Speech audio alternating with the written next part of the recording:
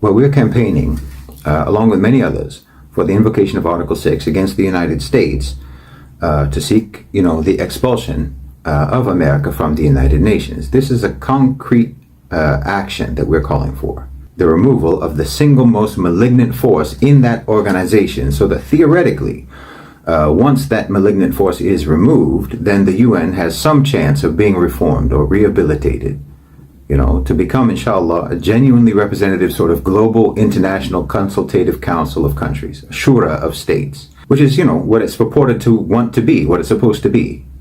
Because it should be understood that the UN has already been going through a reform process for many years, i.e. it has been changing according to a plan and an objective, which has fundamentally altered the way that the United Nations operates. There's positive reform and there's negative reform. And what the UN has been undergoing for a very long time now, and especially over the past few years, has been negative reform. So what I'm saying is, reform is going to happen either way, and it will either be positive or negative. The negative reform process has already been underway for many years. Personally, I would point to the melding of the United Nations with the private sector, the Global Compact with Business back in 2000 as a significant turning point for that organization. I'll tell you what I mean by negative reform. It's the kind of reform that a slumlord makes to an apartment building when he wants to empty it out of all of its tenants so that he can sell it off or turn it into condominiums or something. It's like you're living in an apartment building and it used to have good maintenance. It used to have pest control and so on. But gradually, over the course of, weeks and months and maybe years, you notice that the lights in the hallway don't get replaced anymore. There start to be cockroaches and mice and rats. The plumbing doesn't work and no one ever fixes it. The roof leaks, etc., etc. This is negative reform. Your building isn't what it used to be. It's changed. Deterioration is a change, particularly when that is deliberate deterioration. And that's what's been happening at the United Nations. The organization is being undermined from within. It's being sabotaged from within. And the slumlord who's behind all of that sabotage is the United States. It's like when a company buys another company for the sole purpose of sabotaging that company and bankrupting it just to take it out of competition. In my opinion, that's what the United States is doing at the UN. And by the US here, by the United States, what I mean is the OCGFC, the owners and controllers of global financialized capital. I think that they would very much like to see the United Nations dissolved and replaced by something that they would create themselves, probably under the leadership of the World Economic Forum, Klaus Schwab. They're advancing a negative reform agenda with the objective of dismantling the United Nations and imposing a new organization that would be even less representative of the global consensus than the UN is now. We are pushing for positive reform to enable the United Nations to be salvaged, to be rehabilitated under the leadership of the BRICS nations, the nations of the Global South, or put more accurately, under the auspices of the global majority. So you see, the owners and controllers of global financialized capital and us, we agree on one thing. The United Nations cannot continue as it is. We both want to establish something new. But the new UN that we want to accomplish would retain the basic shape and the basic function. It would retain the existing programs and the affiliated entities like the ILO and the ICJ and so on. We're all proud of the South African case against Israel at the ICJ. Well, that couldn't happen without the UN. If the UN were to be dissolved, so would the ICJ. And there wouldn't be any institutions left that could even potentially be used for accountability on the world stage. The United Nations on paper has a useful function, and that function has been drastically undermined. And it has been undermined by the presence of the United States. And more specifically, the presence of the United States at the Security Council. But it's not just about the Security Council. It's not just about the veto. Because the reality is that American interference at the United Nations has metastasized and spread throughout the entire bureaucracy of the organization, deliberately making it inefficient, ineffective, incompetent, and corrupt at every level. Like I said, they've sabotaged the United Nations just like a slumlord sabotaging an apartment building, and they've done it for the same reason that a slumlord aggressively advances the deterioration of a property. The new United Nations, or new version of the United Nations that the OCGFC want to establish, is something entirely new, complete system change.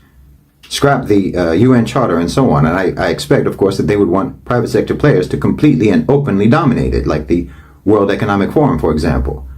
The UN system as it is, in their view, is already too democratic. They think that the member states already have too much representation. So from within, and under the management of the current Secretary General, Gutierrez, they're imposing deterioration and dysfunction. And in my opinion, the member states need to step up, and they need to step in and take the United Nations back from the OCGFC. And the only way to do that is to directly confront the cause of the deterioration and the dysfunction, and that is the United States. America is the one that opened the United Nations to the contagion of private sector parasites, because the US government itself has already become a completely infected host to private sector parasites. Again, it's just like in those zombie movies, you know, when a virus infects and then occupies a body and then completely takes it over. Well, that's what corporations have done to the American government. And now the American government has spread that virus to the United Nations. The infection is creeping through every limb of that organization, eating away at the United Nations from inside. So if member states, if the global south, if BRICS, if the global majority do not step in, then the whole thing is going to be hollowed out and collapse. See, this is the inherent misunderstanding of all those people who talk about a conspiracy theory to establish a one world government. Private sector power doesn't want government. They want all of these institutions to be destroyed. This is the fever dream of their sick ambition. They want to be in control of everything. They don't want institutions, public institutions. They want everything to be resolved in the boardroom. So the Article 6 campaign is not about trying to undermine or sabotage the United Nations. It's about trying to halt the sabotage that has already been happening, that's already been taking place at the United Nations, and to then try to reverse the damage of that sabotage and rehabilitate and rebuild the UN and reform it from being a colonialist, imperialist institution, to try to make it a truly representative organization of the global consensus.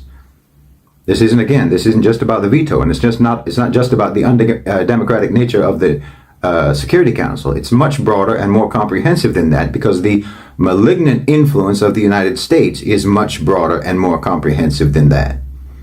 And the only way for the United Nations to be salvaged is by removing the malignant tumor of the United States. So to begin with, we're asking everyone to sign the Article 6 petition. And then once we have sufficient numbers on that petition, then we'll raise the campaign to more official and political levels. For instance, approach the coalition of member states known as the Friends of the UN Charter, and we'll raise it with countries who have been the most adversely affected by America's abuse of the United Nations, their violations of the Charter, and their undermining of the organization. Countries like Venezuela, Yemen, Iraq, Cuba, and so on. Until we can actually see a resolution brought to call for the activation of Article 6. And even if this doesn't result in the expulsion, it will shine a light on America's abuse and sabotage of the United Nations. It will highlight their violations, their corruption, and their corrupting influence. And even a vote at the Security Council about the expulsion of the United States would represent a massive blow to American hegemony and legitimacy.